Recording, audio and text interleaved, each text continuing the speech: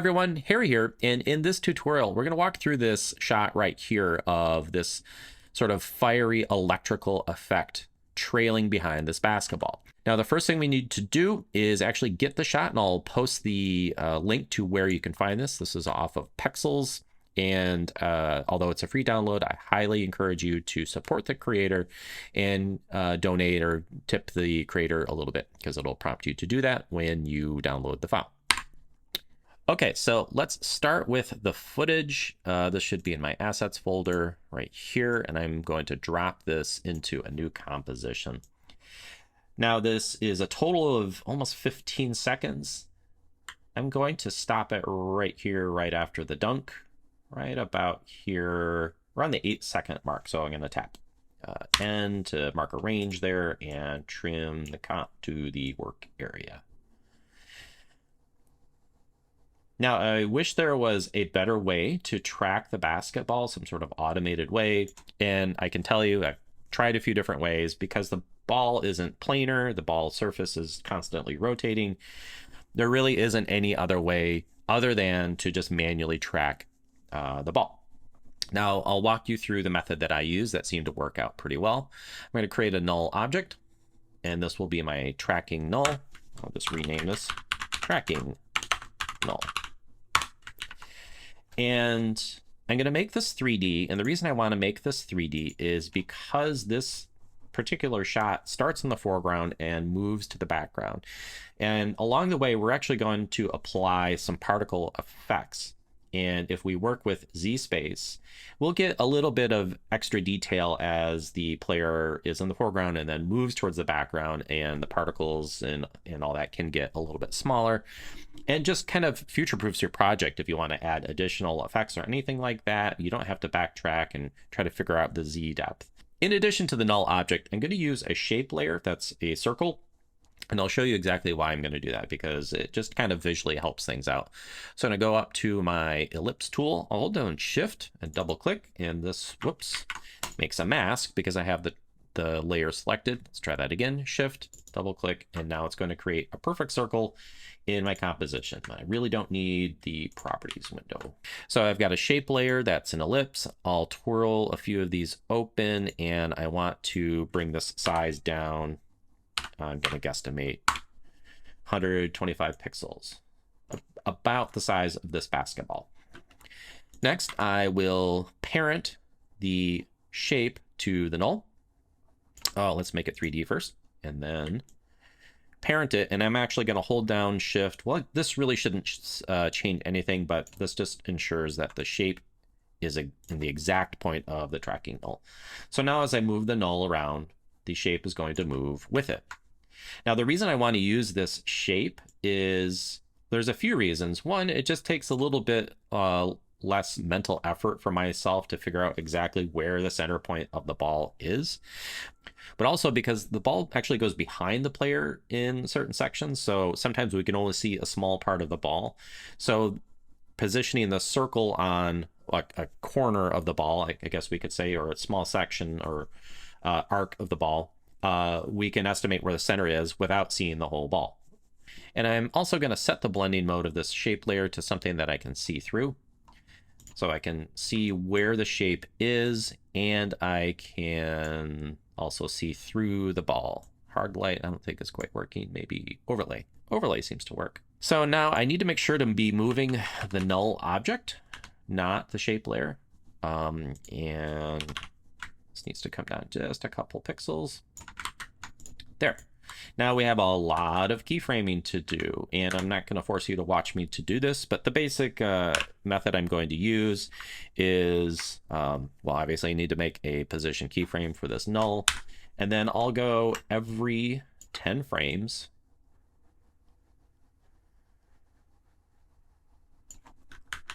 and position this. Now, the ball is actually moving away just a little bit, so I need to work with Z space to make this a little bit smaller.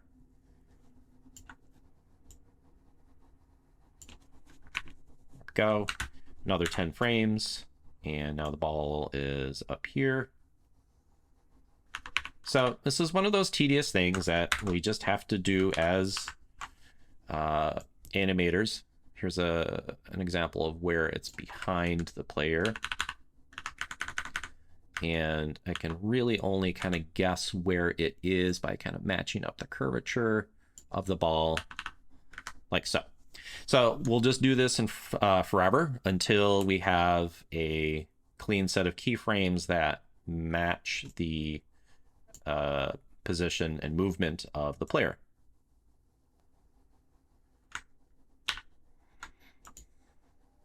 Now, before I get too far, I want to make sure to save. And I'm going to rename this comp because I haven't renamed it after dropping the footage in.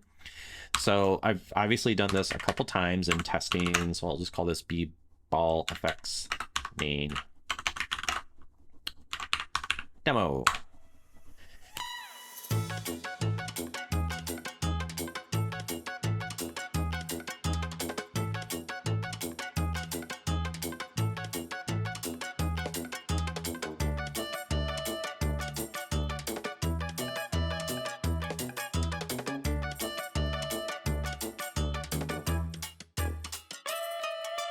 So now that I have this data in place, I can start linking things to this null. And because we're using this null, we can always go back and tweak it if we find a frame is kind of a little bit off or whatever. If we keep using this tracking null as our point of truth, then we only need to tweak it in one place. So now I'm going to add a particle trail behind the ball. And it's not sort of an aesthetic particle trail. It's actually just a white blobby particle trail that serves as sort of almost like an echo, and we'll apply the Electrify effect to that. So to do this, I'm going to use Trapcode Particular. So I will create a solid, and this will be the particle trail. And I'm specifically using a particle trail because I want it to scale over time. I could use an echo effect or something like that, but it doesn't quite work out quite as well. So I will go to this particle trail layer, go to Trapcode, and apply Trapcode Particular. And we really just need a very simple set of particles for this. So like I said, just a plain white particle, plain white circle, or sphere, I think it's called, but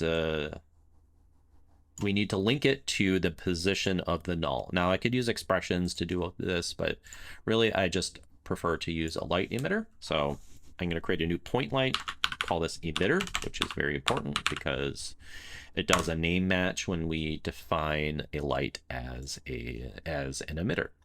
So in particular, emitter, I want the emitter type to be a light. Actually, you can change the name, but by default, it's called emitter. And if I scrub through this, it isn't doing anything because I haven't linked the light to the null object.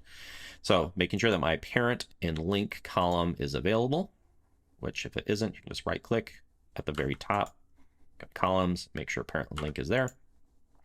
And I want to parent the emitter to the tracking null. And when I do this, again, I want to hold down Shift to push that emitter to the exact point of the null. And you can also see that it made my shape layer go dark because the light is so close to it, it's not illuminating. We don't really need any lighting effects on the shape layer itself. It's just receiving lights because it's 3D. I'll tap AA on this shape layer and just say accepts lights off. And now it's not affected by the light. Now, as we move the basketball around, it should be creating sort of a loose trail of particles behind it. Not exactly what we're looking for. So let's tweak this. And I want to show you something cool. I mean, you've probably seen the designer before, but the designer is actually going to pull in all the keyframes and even the parented keyframes. Which I think is really cool. So now I can just kind of preview it here and I can see the motion of the basketball. So there's a few things I need to do. I need to turn off all the velocity. I don't want these moving at all. I just want a trail. And I also don't want any velocity from motion. So as the emitter moves, the particles can inherit that, which can be very cool sometimes, but I don't want it here. So now it's just kind of tracing a blob of particles on. By default, because it's a light emitter, it's emitting in an area around the light, specifically a 500 pixel wide area. And I'm going to set that also to 0. And I want to bring the size up quite a bit. I'll set this to 50 for now, but I think it might end up being smaller than that. We'll see. And then I want the size to trail off, or to scale down over time. So I'll go to the presets here, select this linear slope. So let's go to the particle and lower the lifespan. This only needs to be about half a second or so. So now we can see this sort of particle tracer that we've got going on.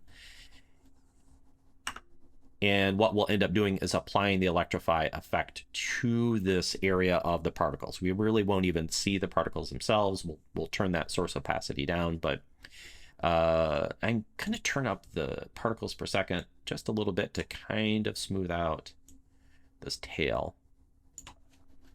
And I think we're good. So let me hit apply.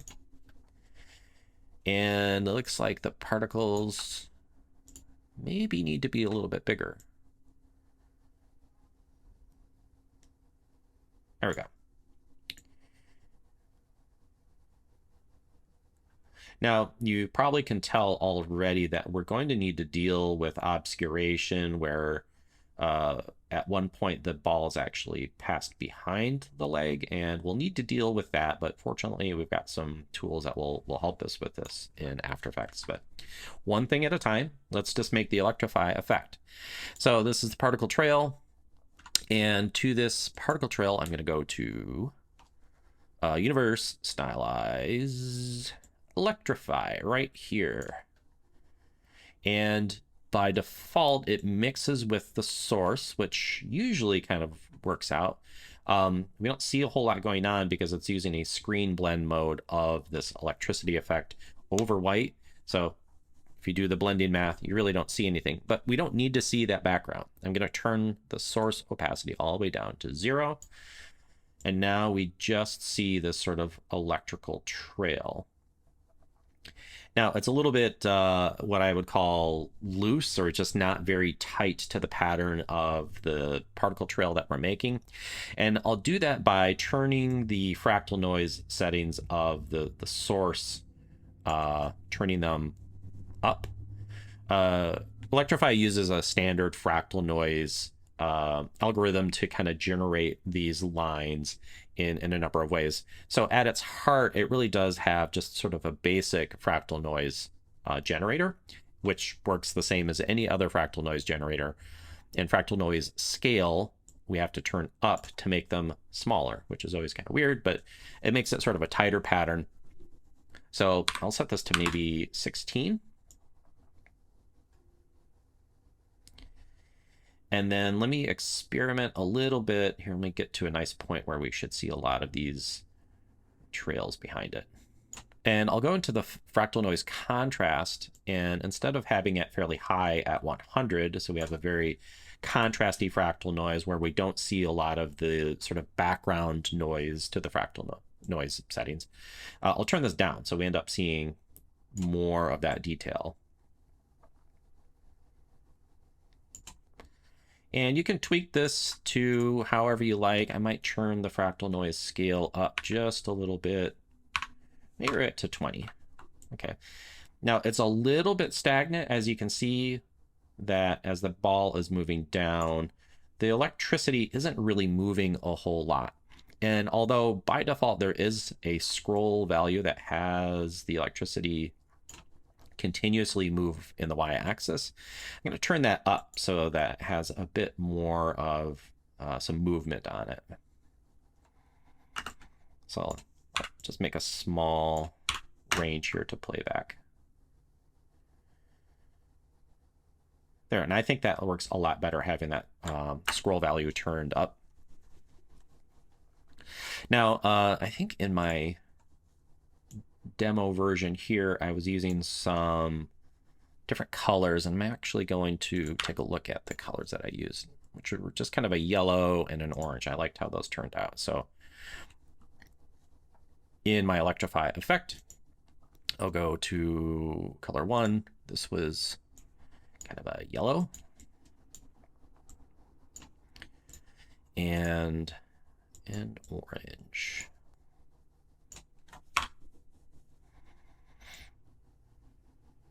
Now, before I move forward with dealing with the effect obscuration and rotoscoping the player and dealing with all that, I did actually add a particle trail, a very small one, to kind of mix in with the effects. And I want to make sure to make these particles very small and very subtle, because I don't want it feeling like it's just a particle trail. I really do want it to have this kind of electrical, fiery kind of feel. And if it gets overloaded with particles, I don't think that's going to really help us. So I'm going to duplicate this layer. Let me name this one. This is the electric particle trail electric, and I'll duplicate this. And now I'm well aware that Trapcode Particular has multiple systems, and usually if you want another set of particles, that you don't have to just duplicate the entire layer. However, in this case, I have an effect applied to the entire particle render of this layer, so there really isn't any other way around this. I do need to kind of duplicate this layer. So I'll duplicate the particle trail electric, and this will be the particle trail, just particle trail, let's call it that. And then I'll remove the Electrify effect. Now we're back to that sort of blobby shape that we had. And then I'll go back into the designer and we'll do some creative design here. So I could either define the color here, or I could give myself a little bit of flexibility and have it use the emitter color. And I think I might do that. So I'll set this to something fairly interesting. Maybe a little bit more close to red to just give a little bit of contrast to that trail. And now in the designer, I'll tell it to use the color from the light emitter. So it should now look kind of orangey red. I'll set the blend mode to screen, so these particles will now interact with each other using a better blend. Oh, and I need to expand that range a little bit so I can have it play back using all of the motion that we've created. So I want these to be small and sort of scattering. So I'll go into the size and set these very small. In fact, I'm going to cheat this a little bit right now just for tutorial purposes. I'm going to set this to maybe 12, just because if you're watching this on a phone or watching this not full screen, it can be pretty difficult to see. So before we set the emitter size to 0, because we just wanted a single point from that emitter. But in this case, we want it kind of coming from the area of that ball. And I'm really just going to kind of guesstimate this to be, well, we set the pixel size of the shape to be, it was like around 125 or something like that. So I'm going to try that, 125. And let's add quite a few particles here. Let's set this to maybe 1,000 particles. And remember, we set the velocity to 0, and we set the velocity from motion also to 0. That's pretty sensitive now, isn't it? Set this back to 20%. So as the ball moves quickly, it will kind of throw the particles in that direction. And I'm going to turn this velocity up just a bit more. The velocity is just telling Particular, like, well, how fast are the particles moving at the time they are born? So they're just kind of doing something rather than just sitting there and being traced on. Now, just to add a little bit more variation, I really like the air turbulence feature. This just kind of gives it a sense of realism and life that is more simulation based versus just applying sort of a fractal field displacement to the particles. So air turbulence in the environment, and then the lifespan we had set pretty low. I'm going to set this to just a little bit higher, maybe like 0.8, but also add some randomness to the lifespan of the particle. There, now it's feeling pretty nice. Now, keep in mind, we turned up the particle size quite a bit for demonstration purposes, and we'll probably want to turn that way down. Yeah, so. Okay, so a few things we need to fix here. I did mention the particle size, but also just the overall blending of the particle layer to the background. Now you might have noticed I changed the particle blend mode, and that's the particle blending from one particle to the other. That doesn't affect the composition rendering where the entire layer is blending with the rest of the composition. So we need to set both of those blend modes. And now I think it's time to turn down the particle size. I generally, in my experiments, used a very small particle size, somewhere between 2 and 3 or 2.5. And let me zoom in here so you can see what's going on. So we just have some kind of subtle, almost ember-like particles going on. And I feel like we could actually use some more. So let's go to our particles per second. And we don't want to overwhelm it with particles. I think that's pretty good. Take that down just a little bit. 1500. Okay. Cool. I like it. I like the effect. And we need to deal with it just comp-wise. Whoops. And it looks like I see a section where the ball position is not quite tracking. So I'll just select that null, nudge it back down, and all is good in the world. So right here, the player passes the ball behind his leg. And then at this point where his back is to the camera and drives towards the slam dunk that he's about to do, we also need it behind. So we need to be able to define the area where the player is and where the background is, and that is where we need to rotoscope. There's just no way around that. Fortunately for us, we have a great tool called the Rotobrush available to us. So I'm going to take this, essentially the background plate that we're using. I'm going to duplicate this, move it to the top, and I'll call this the player roto. And we'll use this a few different ways, but first let's just get him rotoscoped. I'm going to position him just like this and pull up my Rotobrush tool, double click on the layer so I can go to the Rotobrush layer. I want to draw areas that I want to keep and remove areas that I don't want. Now, the background with this fence is pretty unfortunate. This is like the exact opposite of what you'd want in your background, like a complicated pattern like brick or, in this case, a fence. But Rotobrush will do a pretty good job. We'll just need to go back and forth a few times of telling it what to keep and what to get rid of and what to keep and what to get rid of. So start up here on the head and we'll draw all the way down the leg. I want the arm.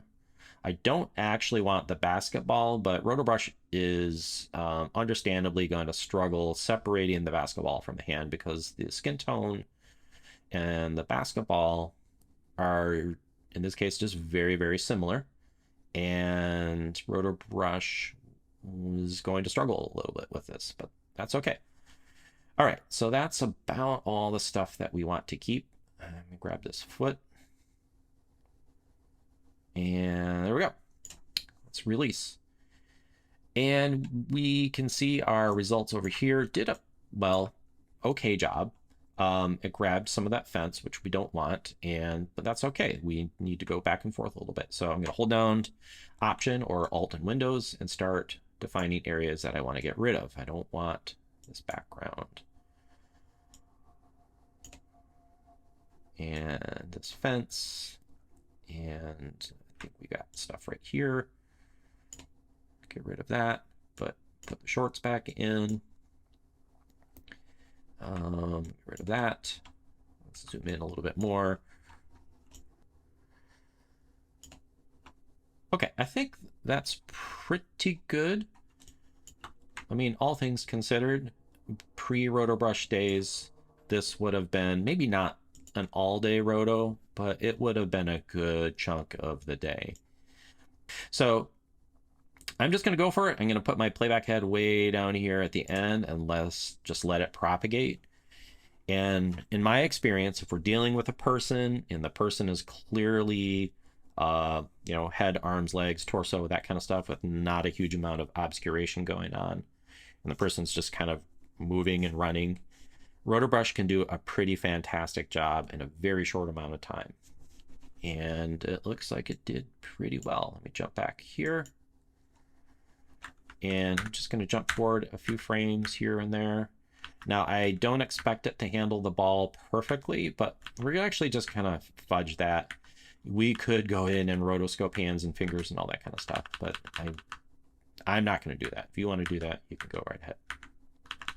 What we're going to do, because it is sort of an electrical fiery kind of effect, is that we're just going to kind of smear the area where the hand and the ball interact and kind of just fudge that map a little bit. And you really aren't going to notice it that much. So I think this is probably pretty good. So really what we want is the player isolated, so we can put the player in the foreground and the effects in the background in those moments where we want the effects behind the player. Now, it's a lot of me talking, so let me freeze this. I probably should have done the Rotobrush freeze while I was talking, so we'll skip through this. Okay, so we've got our Rotobrush fairly well rendered. Now, I do know, just from doing this a couple times, that, well, because we did remove the basketball, there is a point where the basketball goes in front of the leg and it removes the leg just because, well, it's kind of doing what we asked it to do. I do need a clean version of the player, including the leg. So this is just a few frames. So I'm actually going to pre-comp this so we have one entire composition that is just the roto. So that's Shift-Command-C, Shift-Control-C to put that into its own composition. In fact, let me just make sure. I am moving all attributes into the new composition. And the reason I'm doing that is because I have an effect applied. And if I do it the other way, it's going to leave the roto brush effect on the outside. I don't want that. So Shift-Command-C, move all attributes to the new composition. And this is just, this will just be the player roto comp. So if I go inside here, I'm using the roto brush tool, and thus it brought up the layer. I don't want that. I want to open up this comp. So I just want one comp that is him nicely rotoscoped, and we have it mostly done with the roto brush. And in a couple frames here, I'm just going to duplicate this. In fact, I don't need roto brush. We'll just remove that. And for the few frames where the ball goes in front of the leg, I just want to do a quick masking of the leg. And to do this, I'm going to use a mask tool, and I'm going to use Roto Bezier just because that, I think, works really well for organic human shapes. And I don't need a huge amount of detail, or I just don't need a lot of the leg. I just need a little bit of the leg, like so.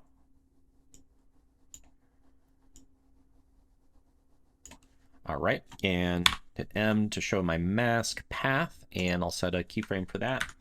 And let's just figure out exactly how much time we need to deal with.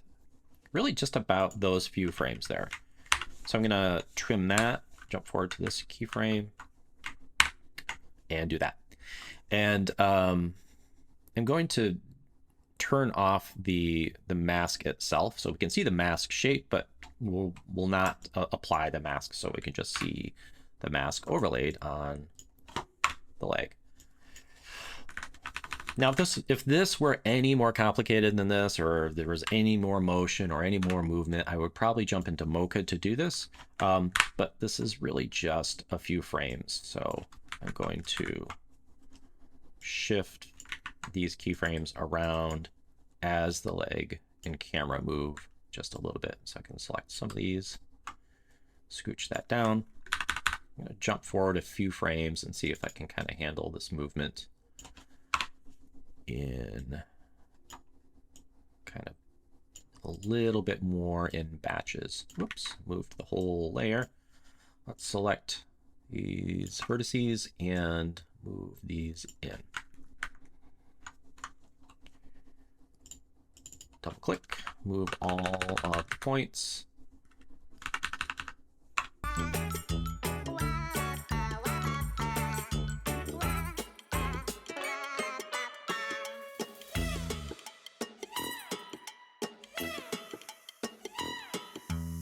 Okay, so now we have a rotoscoped version of our player. So when the ball goes in front of the leg, we still have a leg that's intact, and then the ball goes behind the leg. So this should be good enough for what we need to define the sort of interaction of the particle effects. And rather than keep the player on top, I'm going to put the player below, and the times where we need it to go behind, we will rely on a track mat.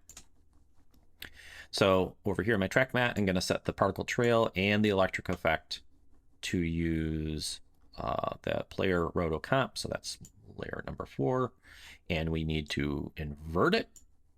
There. So now the ball's going behind. This shape layer is still interacting. Looks like I need to also set that to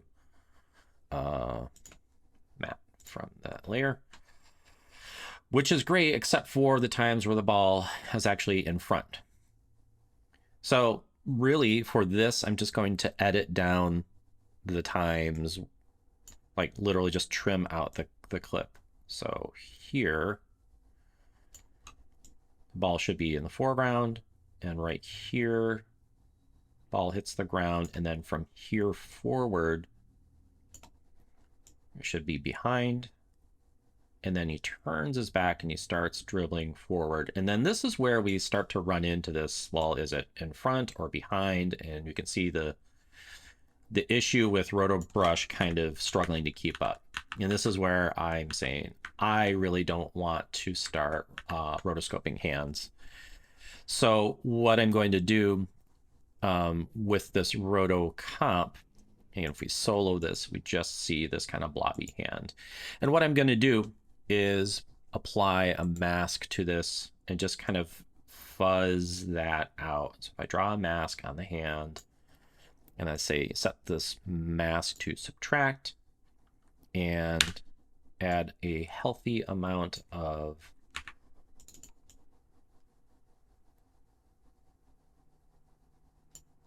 feathering,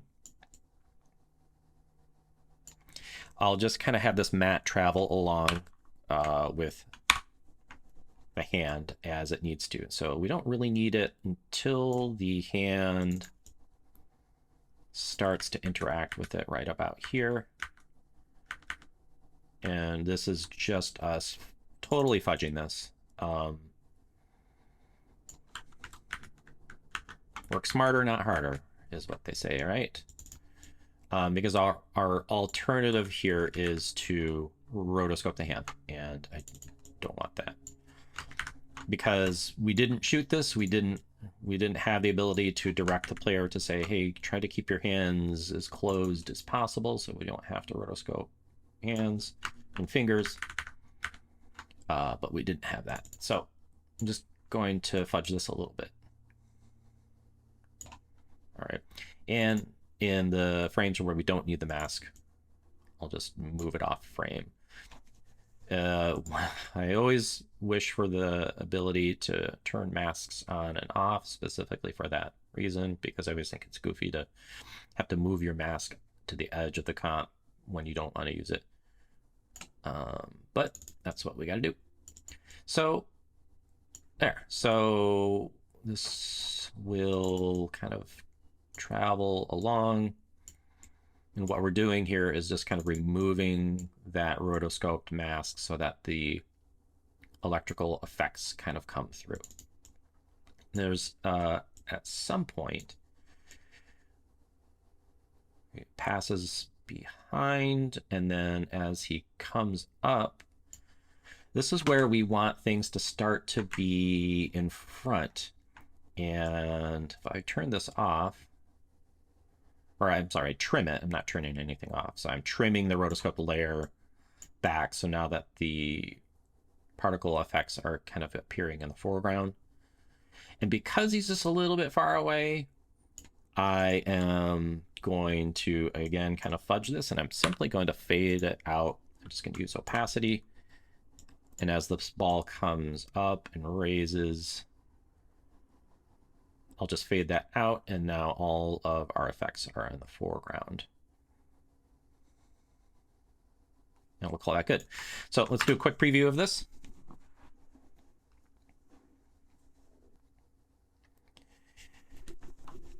I think that's pretty cool for the short amount of work that we've put into this.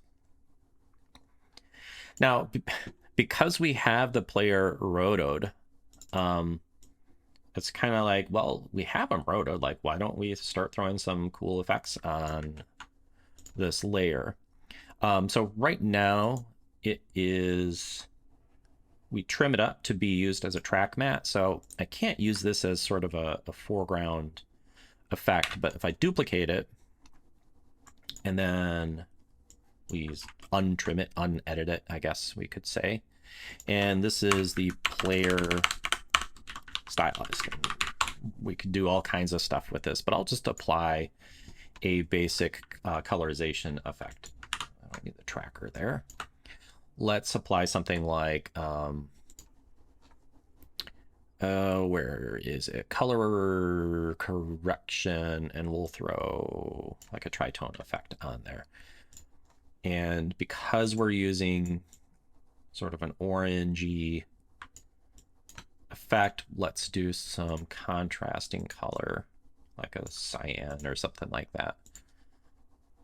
In fact, here, let's do highlights in a cyan, and then the midtones can be orangey or something. And then to kind of blend the glow and everything, just put a glow on top. Being that this is a tutorial using Universe products, we'll assume that you have access to uni.glow. And I'll apply this to an adjustment layer on top. I'll turn up the threshold so we're just getting the brightest areas into the glow, which should be the particle effects or the electrical effects. Probably a little bit of that sky. But yeah, so this allows the particles and electrical effects to kind of blend in with the background. Let's turn up the intensity of that just a little bit. Player seems a little bit muted to me. I'm going to throw some curves on this before the tritone effect and just kind of bring out the brightness of the player a bit. There, that's looking up better. And then I'm going to copy curves and also apply curves to the background and make this a little darker, just so we have a little bit of separation between the player and the background plate. So I'll just do a little bit of an S curve on this just to kind of darken things up. And then maybe if we want it to have a slightly different color feel, maybe I'll pull out some of the reds. There we go. One thing I didn't really talk about, but one of the benefits of using this shape layer as well is that we end up with a color layer that we can mix in just kind of stylistically. So this basketball that I set this to an overlay, but we could do something like linear light or something like that to kind of travel along with the ball. Let me get to a frame where we can actually see it. One thing I might tweak here, though, because we've applied a glow, and then Electrify also has its own built-in glow, these areas where we want that detail to remain, I think, are starting to get lost a little bit. So I'm going to take this glow intensity all the way down so that we are just kind of applying a glow to the whole composition to kind of blend things together. There we go. That has a lot more detail right there in that moment versus, let me just compare this. I think this default is 25. Yeah, just kind of gets smeary and lost. So maybe near 0 or almost 0. There we go. So that about covers the concepts I wanted to talk about today. I hope you find it useful. So thank you so much for watching, and I'll see you in the next tutorial.